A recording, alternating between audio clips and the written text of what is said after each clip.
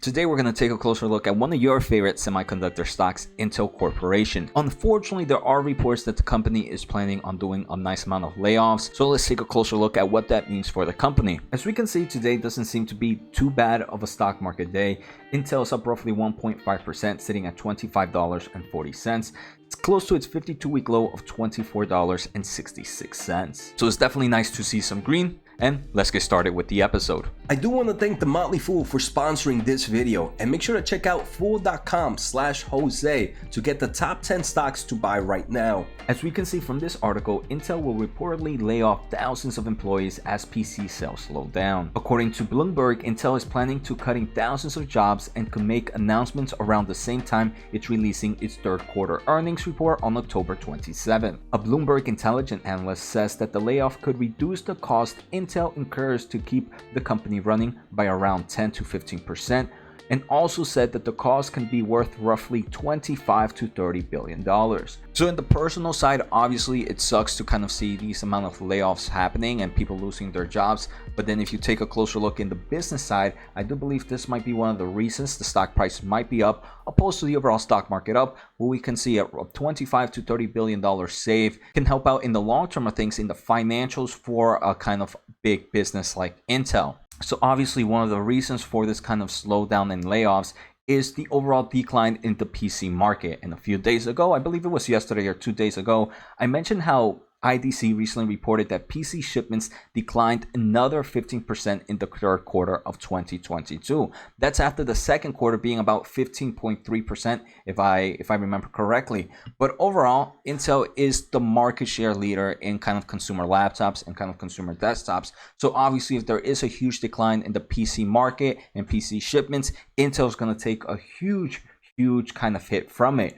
I mean, if we take a closer look at their most recent earnings, quarter two, which they reported about 2-3 months ago, we can see their client computing group revenue was down 25% year over year, and their operating margins decreased dramatically as well. The company even gave us guidance for quarter three, and they expect revenue to be down roughly 12 to 17% year over year. So many companies have already released preliminary results saying that they're not going to meet their guidance. I do want to say, I think Intel was probably being a little bit more conservative. Maybe they might miss this guidance and be a little bit lower, but I don't see this dropping too much compared to its previous outlook. And for those that don't know, Intel is to report their third quarter financial results on Thursday, October 27th after the market closes. And you guys know me, I'll most likely be doing a video, so make sure to hit the thumbs up as it does help me grow my overall audience, and make sure to subscribe as it does help you get notifications when I post new content. If you want to support a little bit more, make sure to subscribe using my link at fool.com/Jose. I do want to look at one more topic before I close off this episode, and it's Intel's push to its Foundry business.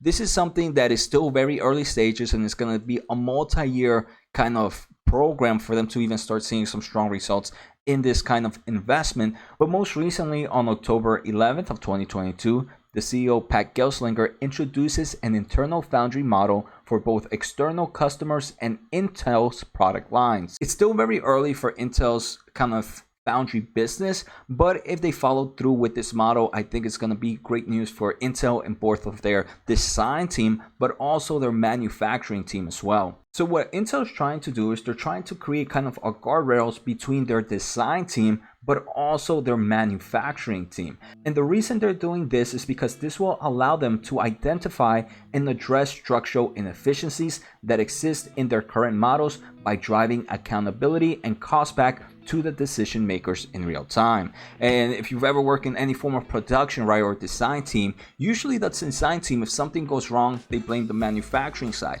And usually if the manufacturing side, if something goes wrong, they kind of blame it on the design team. So by kind of separating the teams right here and both being under the Intel umbrella, it's going to help them determine who's the one really making the mistakes and where do they need to kind of improve their overall kind of employees, improve their morale, improve their culture, or however so. And I do believe in the long term of things that could be a huge benefit for Intel as a business. They do mention, for example, our business unit and design teams will be able to consider the potential impact on their margins if they want to run additional product stepping. Product stepping in the semiconductor market is usually when you have to kind of revise something a little bit deeper.